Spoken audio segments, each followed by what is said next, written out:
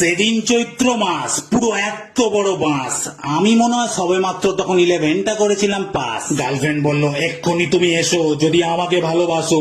এদিক ওদিকে ছেলে দেখছে, আমার জন্য মেশো।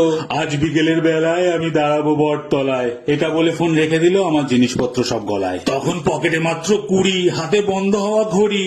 এখন আমি টাকার জন্য কাকে বলো তো ধরি? ভাবলাম ঘঞ্চুকে গিয়ে বলি, ওর সামনেই খাপ খুলি, রাস্তাও ঠিক দেখিয়ে দেবে, না হলে অন্তত গলি। ঘঞ্চু বলল, ভাই তুই একটু পরে আয়, ততক্ষণ আমি দেখছি কদ্দূর কি করা যায়। 250 দিল জোগাড় করে, একে তাকে ধরে বলল, এনে ভাই এটা নিয়ে ফেটে পর চুপ করে। ঘরে চুপচাপ দিয়ে হামা, ব্যাগে ভরলাম কটা জামা। বললাম একটা বই কিনতে হবে, 50 দেবে গো মামা। এভাবে 400 জোগাড় করে বসে পড়লাম সাইকেল ধরে।